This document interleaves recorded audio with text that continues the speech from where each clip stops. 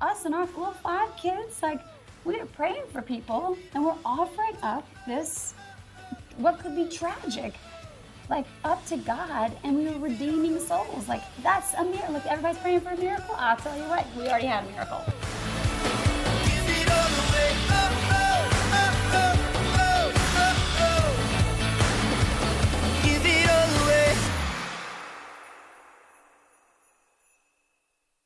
So today is the feast day of St. Maximilian Kolbe, and one of the things that I think we can all recognize is his sacrificial love for his fellow man, for the church. Like Jesus says, no greater love than this, than to lay down one's life for a friend. And I think that that's really a strong component or key or essence of what marriage is all about, is this sacrificial love for the other, this daily laying down my life for my spouse, and to be able to rise above those moments of selfishness and pride and things that are focused on ourselves, and live for the other.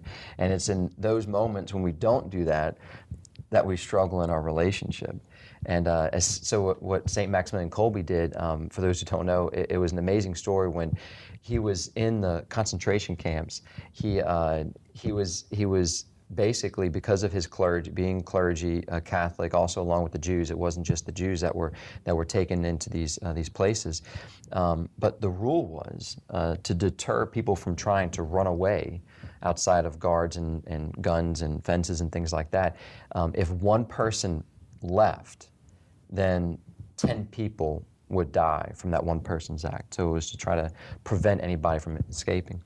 Well, somebody did, and the guard pulls 10 people, and one of the people that were pulled out was a father and a husband who begged the guard for his life. St. Maximilian Kolbe, Father Kolbe, saw this happen and took his place. He stepped in and laid down his life for this man. And it's an amazing story of what happened in the torture that he endured for the love of Christ, the church, and others. And one of the things we can see is that in his writings, he said basically, this quote that I tweeted out today was from him, is that basically there's no gain without sacrifice. You know, there's no Easter without Good Friday.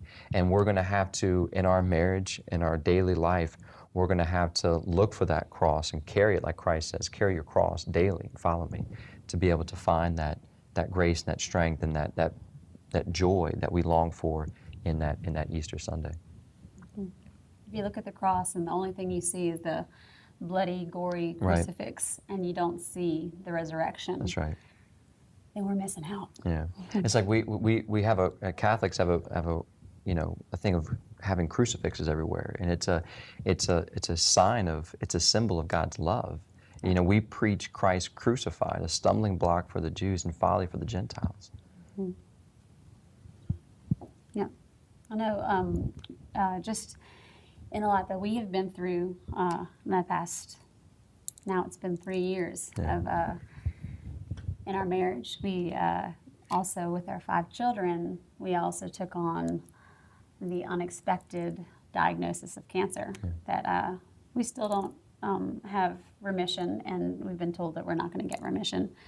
But we've been dealing with that a lot, and one of the things that's actually kind of been beautiful about it, really beautiful about it, that our children have witnessed as well, that we've been able to experience the joys of the cross and how you can find redemptive suffering that Maximilian Kolbe, he showed us, but we've been able to find that I never understood redemptive suffering. Like, how do you do that? You know, I remember as a kid, offer it up, and I was like, okay. Right. But I didn't understand, like, how do you offer it up? And then we found that in some of the lowest of the low moments of this, sick moments, late nights, not being able to sleep or just trying to figure out how to do all this in the midst of having cancer and having kids, and then still our marriage is first and foremost. How do we do all this? And in those moments, I've been up and just like scrolling through Facebook and then noticing all these people constantly posting, crying out, pray for me, going into surgery. Pray for this kid. Another post about, raising funds for this person, like another tragic, thing happening.